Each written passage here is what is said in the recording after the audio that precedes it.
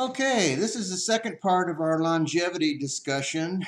And as I mentioned earlier, there are pockets of folks in Japan that live to well over 110 years old, and they live a prosperous, healthy, wonderful life. It's not like they're stagnant. And we mentioned one of the things is one of their philosophies or ideas about this is don't always continue to work. And we kind of debunk part of that because it isn't necessarily the work, it's really exercising your mind and being cognitively active and making decisions and learning how to do these kind of things. And then we talked a little bit about the macrobiotic diet, which I believe is a big deal thing because, like I mentioned, I lost 50 pounds. It took me 3 years, but I did lose 50 pounds on that diet. And I still do a modification of it, although I did gain 10 pounds over the pandemic period. And I talked with my doctor, and she said that basically it's because I haven't been really exercising, and that was one of the things that I know was important because diet and exercise go hand in hand. So we're going to talk a little bit about that today. One of the things that I did do was I did start to ride my bike again, but I don't have the stamina that I used to have. I could do a 20-mile bike ride before, and I'm 76 years old, and I think that's pretty good. I know a lot of people that are probably my age that can do a whole lot more, but they're really dedicated cyclists, and I'm not. I'm kind of a so-so cyclist. So I had gone out a couple of times, and I did notice that my legs were starting to feel uh, really tired and strained. And so I curtailed my normal ride, which during the week is about 12 miles. I ride around. I go down to Oxnard and I follow the green line up back to Tampa, and then I come back around, and then I go down to all the way down through the park and then under the bridge on Woodley, and then I ride around Lake Balboa, and then I come back around the golf course, and then I ride back up Burbank for a while, and then I come back down to the bridge, and I go under the bridge again, and then come back that same way on the bike trail on the green line. And like I say, it's a 12-mile ride, which is a nice ride. Um, and I also think part of it is that I started to do this again when it was awful hot, and I do notice that I'm really perspiring a lot because it's a workout, but I do think it's helping me. So I'm going to continue with my bike riding and keep you posted about how I'm doing with that. So one of the things that uh, that makes a difference is in these people in Japan is that they do a form of exercise.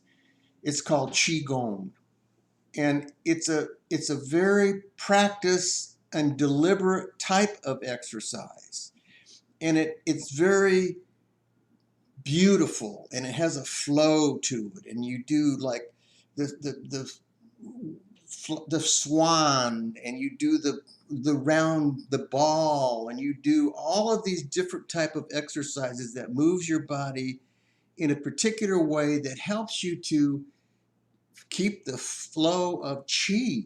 It moves chi, and that's a big deal. We know we talked about chi before when we talked about the TAP program. We talk about how we unblock chi, and when chi gets blocked up, that's when bad things happen. But this qigong, it takes years of practice to learn how to do it.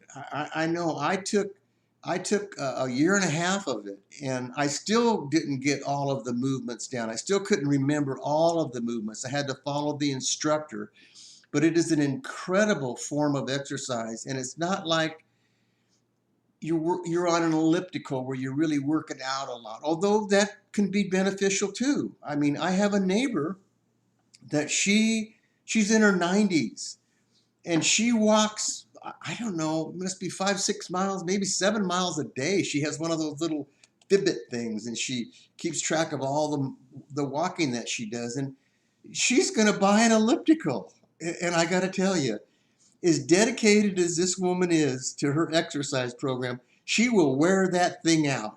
I can guarantee it. But that's the kind of thing that keeps you going. That's the kind of thing that keeps you younger. Is moving your body and exercising your mind, because that's just as important as the body.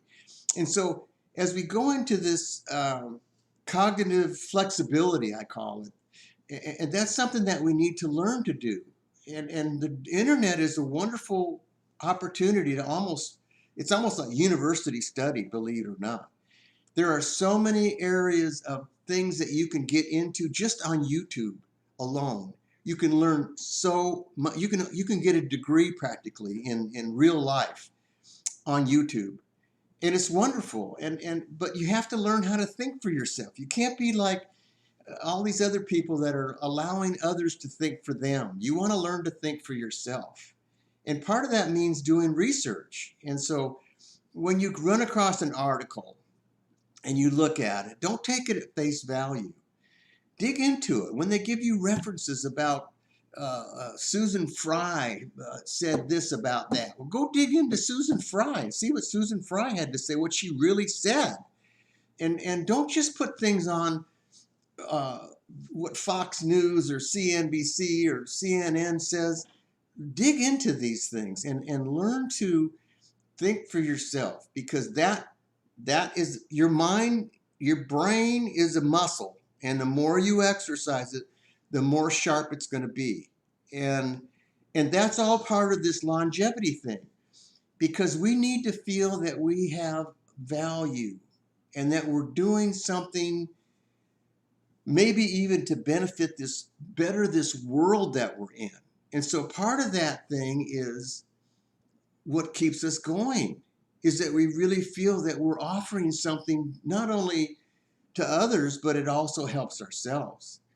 And that's kind of why I'm doing what I'm doing. I really feel that I have this vast amount of varied knowledge in a whole lot of different areas. And the more that I am on YouTube, the more that I'm on my channel, the more I'm putting out information that people might not know about. Yeah, there's a whole lot of people that know a lot of what I'm talking about, probably even better than I do, which is not surprisingly, because mine is such a varied education, and theirs may be specialized. But sometimes if you touch on all these little different areas in your world, it helps to spark that kind of a thing. And quite frankly, a lot of people that are my age and a little bit older, they have a tendency to become couch potatoes. They just sit on the couch and they watch TV, or they sleep, or they just escape. They don't really do anything. You need to get out and move. You need to eat well. You need to socialize. You need to feel needed and wanted, and you need to do something.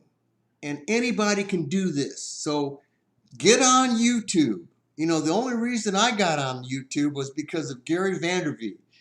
When he talked about how he gives these seminars, or people pay all this big money to go to his seminars, and he says there's like 1% of the people will ever follow through with the ideas that I give them.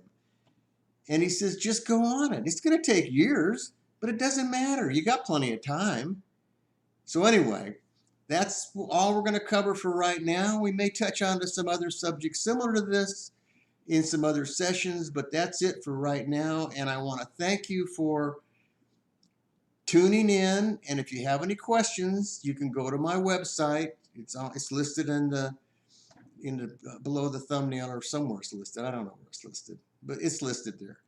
And I will answer the questions. Okay. And by the way, I have been doing those people that are doing the initial TAT programs, and it's going well. I'm getting some comments about it now. I'm sure you've noticed on my site that they're starting to comment about how it's helped them. So that's available. So if anybody wants to take advantage of that, be sure and write me.